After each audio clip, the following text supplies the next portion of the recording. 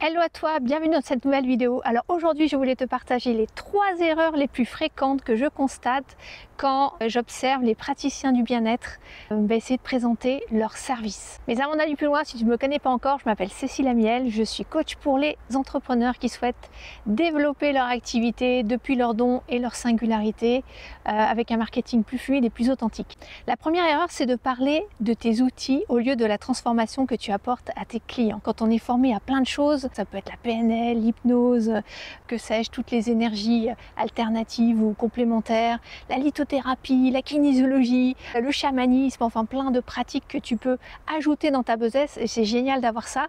Sauf que quand tu parles de tes services, si tu te focalises là-dessus, en fait, les gens, ils savent pas vraiment ce que c'est. Même si on a une vague idée de ce que c'est, tu peux demander à ton entourage de te donner des précisions sur ce que tu fais. Tu vas voir que souvent, ça va être, je sais pas trop en fait. Et finalement, ça parle pas vraiment aux gens parce que le domaine d'intervention sur lequel tu peux agir avec tout ça, finalement, il est tellement large qu'on ne sait pas trop par où commencer. Et un petit secret entre nous, les gens s'en fichent de ce que tu fais. Bon, en réalité, j'exagère un peu en disant ça parce qu'on peut être intéressé par ta méthode, qui est une méthode peut-être originale ou nouvelle, mais le vrai point, c'est que les gens s'intéressent surtout à ce qu'ils vivent, à leurs problématiques, à leurs douleurs, et pas tant à ton titre ou tes outils. Donc, qu'est-ce que tu dois faire à la place? Eh bien, simplement t'adresser à des problématiques spécifiques que vivent les gens sur le moment. Là aussi, c'est quelque chose d'important. C'est pas quelque chose que potentiellement ils pourraient avoir comme problème ou comme douleur. C'est quelque chose qu'ils vivent dès aujourd'hui et qui sont problématiques pour eux. Je te donne un exemple. Si quelqu'un est en surpoids, peut-être que toi, tu vois ça comme un problème parce que derrière, tu vois toutes les conséquences qu'il peut y avoir au niveau de la santé.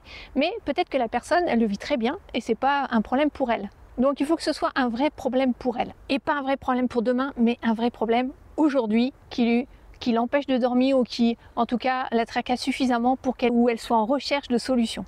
Et quand tu parles de ces outils, en fait, l'idée c'est de switcher un petit peu de la méthode ou etc. C'est de plutôt parler en mode de bénéfice. C'est-à-dire, finalement, si la personne vient avec ses problématiques, donc l'idée c'est de l'écouter et évidemment d'être en empathie avec elle, et ensuite de lui montrer en quoi ta solution, elle a des bénéfices qui vont lui permettre d'atteindre le résultat qu'elle désire.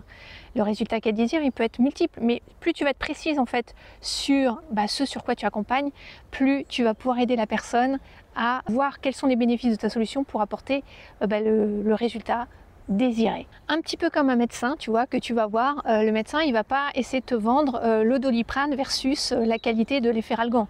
Alors oui, c'est des choses connues, il y a des gens qui vont préférer une marque à une autre, mais en réalité, il va d'abord écouter, voir quels sont tes symptômes, et si c'est un bon médecin, il va essayer de creuser quelle est la source du problème pour poser un diagnostic et derrière, mettre les bons outils en face.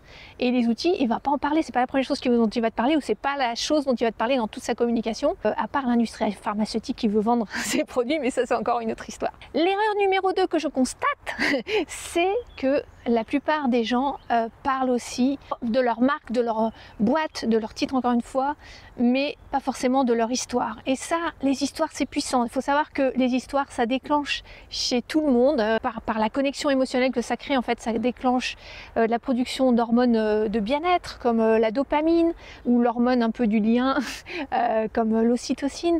Donc ça va mettre les gens dans un état émotionnel et plus tu vas créer cette connexion avec les gens, plus ça va faciliter en fait le fait d'être attiré par ce que tu proposes et d'avoir envie de découvrir tes services et de les expérimenter. Donc les histoires, c'est très très puissant et plus tu vas mettre d'histoires, évidemment il faut que ce soit en lien avec soit toi ce que tu vis et ce que tu as vécu par le passé, que tu as réussi à transformer et qui finalement est un peu un pont avec la personne, même si tu n'as pas exactement vécu la même chose que ce que vit la personne aujourd'hui, ça va créer un pont émotionnel.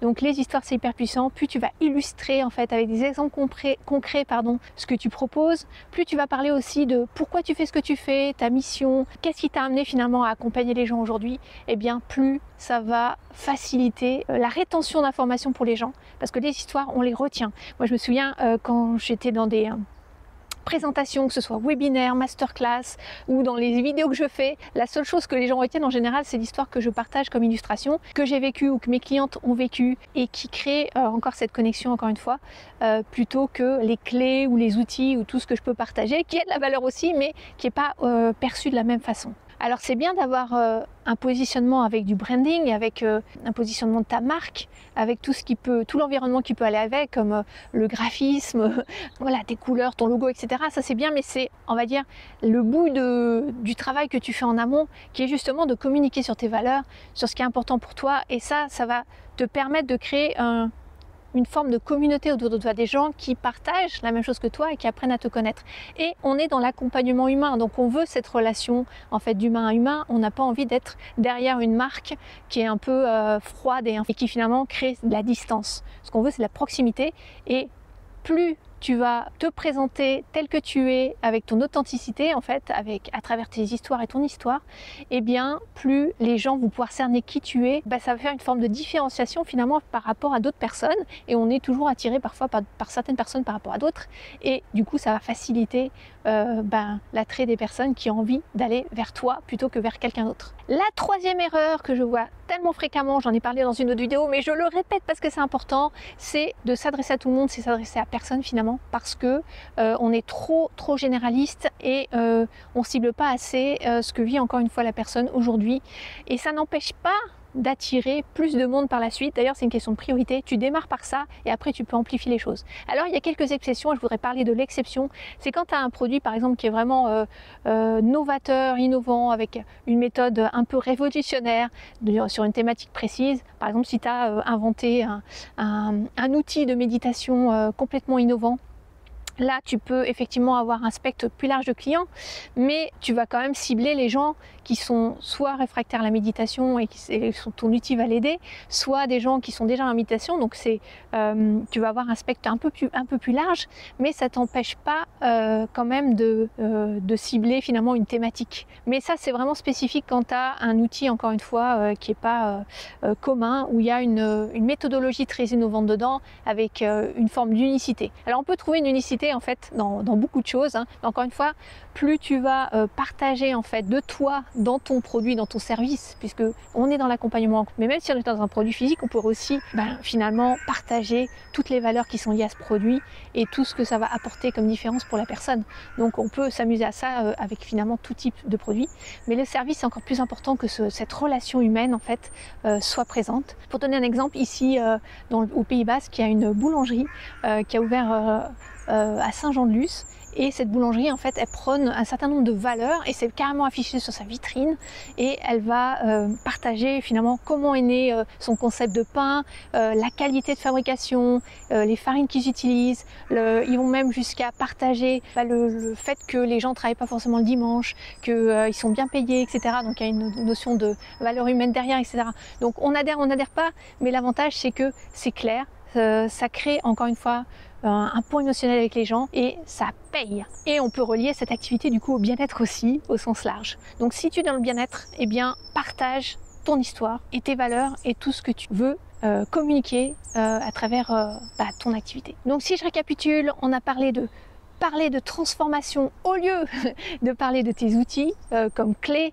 On a parlé de partager tes histoires ou ton histoire à travers ta communication, et la troisième chose, de spécifier un petit peu plus les choses en fonction de la douleur ou des problématiques que vit ton client aujourd'hui, et de s'adresser à une cible un peu plus spécifique pour démarrer. Et déjà, si tu as ces trois clés dans ce combo-là, tu vas voir que ça va faire une vraie différence dans ton activité et dans le fait d'attirer de nouveaux clients. Si tu as aimé cette vidéo, un petit pouce, tu peux cliquer sur la cloche pour être notifié des prochaines vidéos, et je te dis à très vite pour la prochaine. Bye bye.